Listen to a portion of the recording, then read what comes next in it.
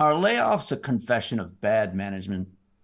I saw that clickbait on Fortune magazine. Pretty cool article.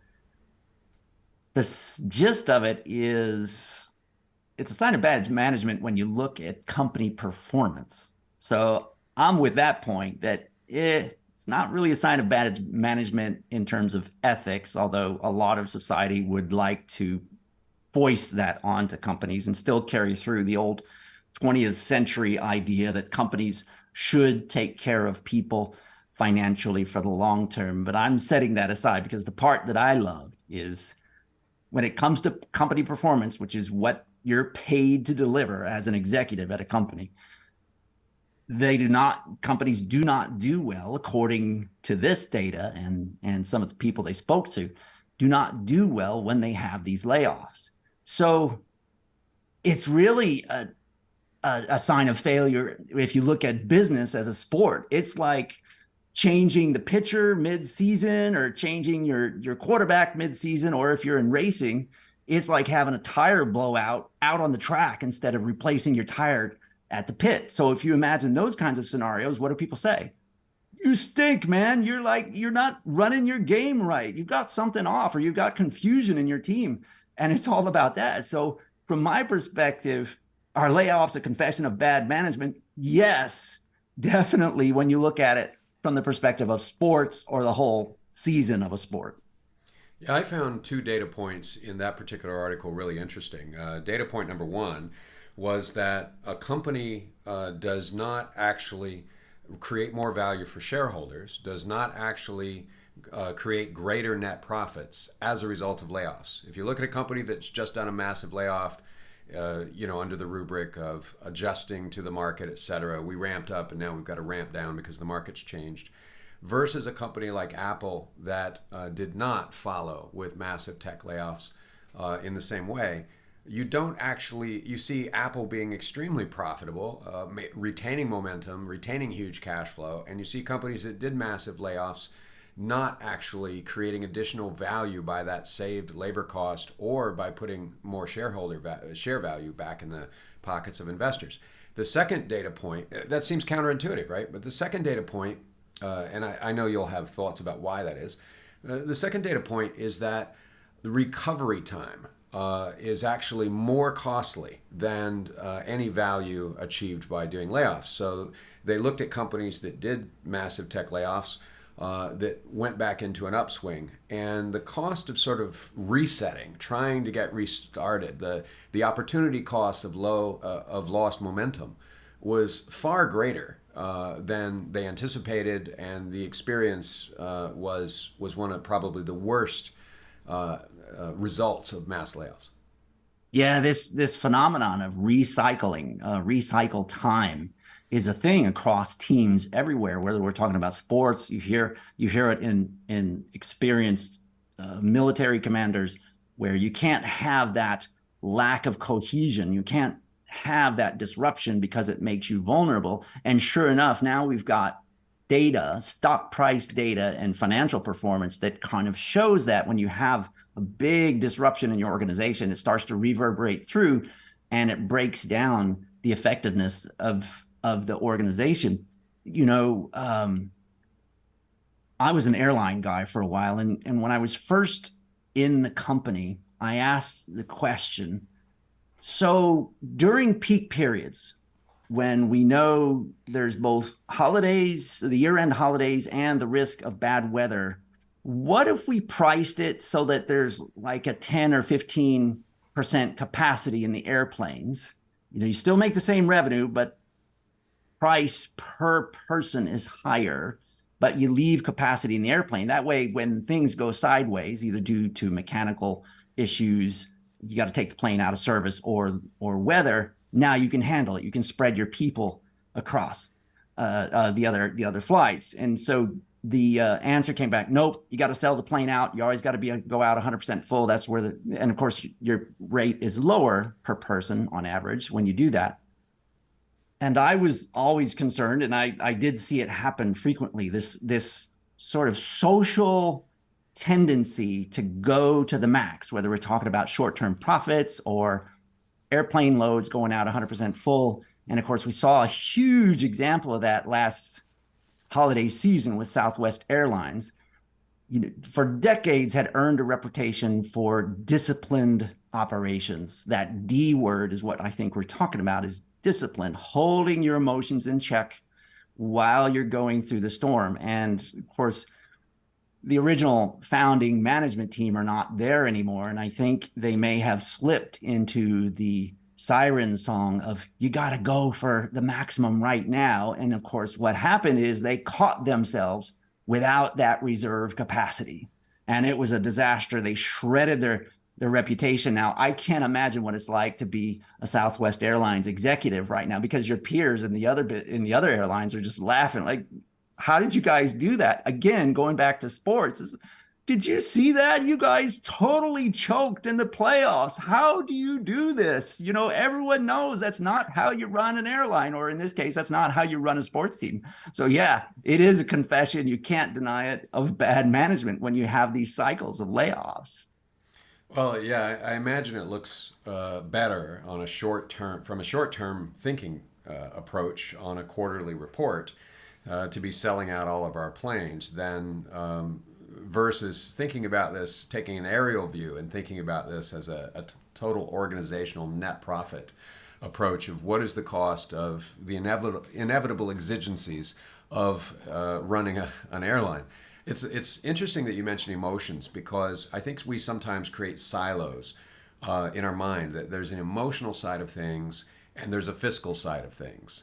And we of course acknowledge both, but we still treat them as though they're not synonymous.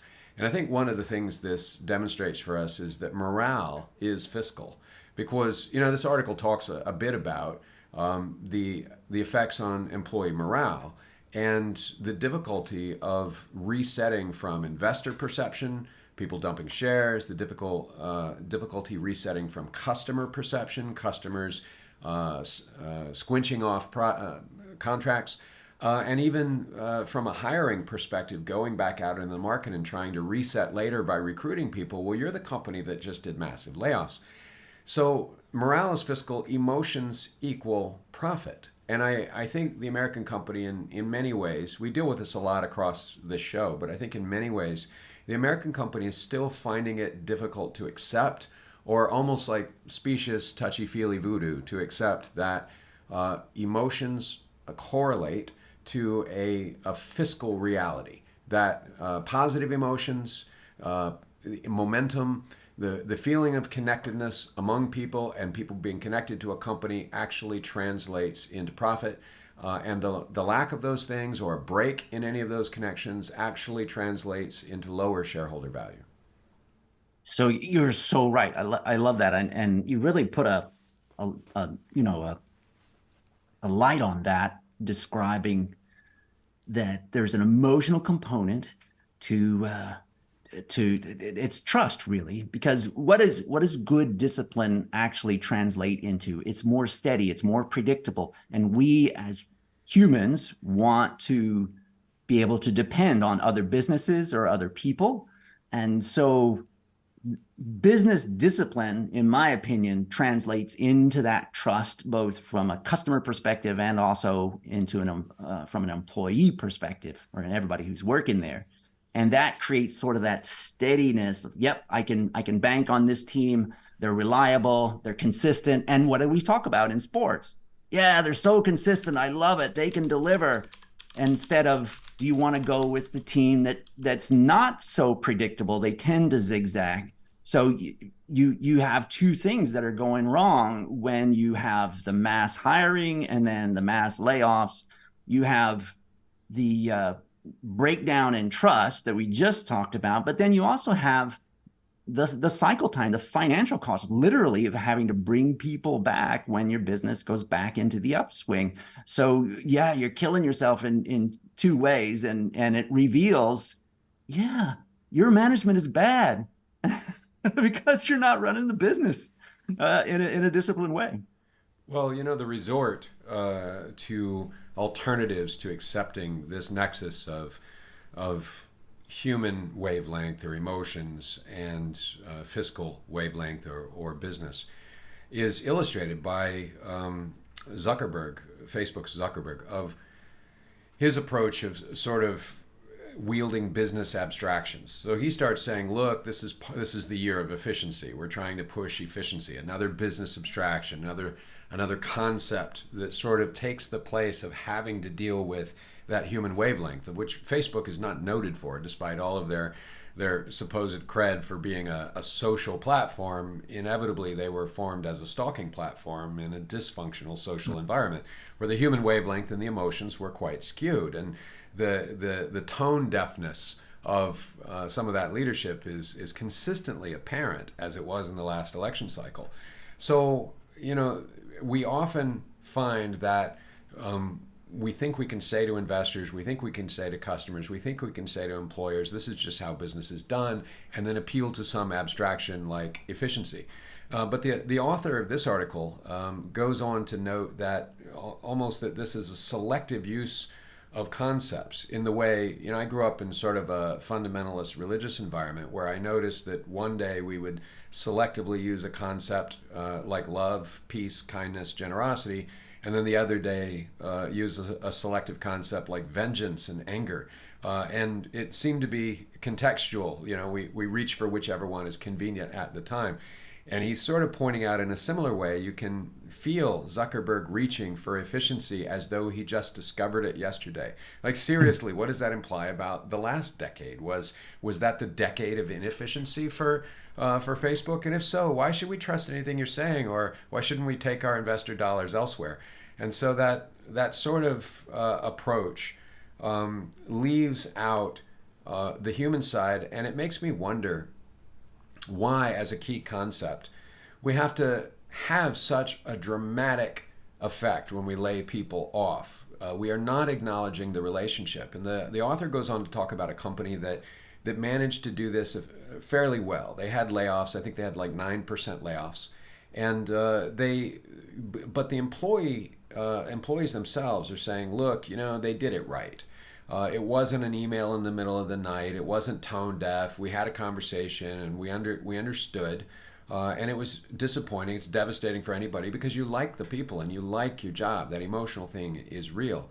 But even with that company, it made me wonder, look, if we're going to prioritize relationships, it's not just how nice you are when you fire somebody.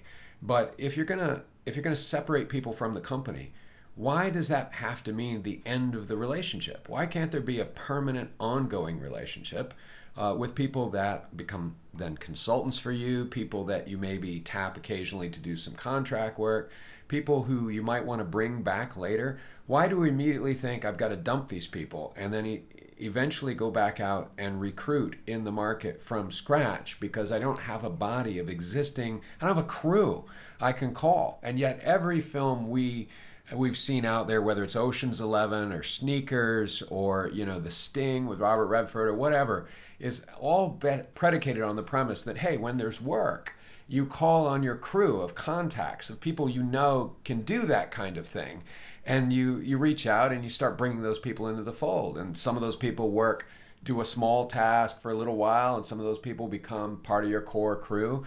But if relationships really do have fiscal value, if that is a priority for us, if we shift that thinking out of the abstract world and into the sort of the human wavelength, why don't we deal with layoffs that way, that they're an opportunity to keep our network larger? I love that. Yes, and that's the way a lot of films get made in LA too, right? Once you stumble on, a director stumbles on both the producers that they like to work with and also every role on set, as well as post-production, they start to bring that crew back together when they can. And sometimes the crew is so good, they'll hold the shoot until, well, I can't shoot until I get this director of photography and all that kind of stuff. So yes,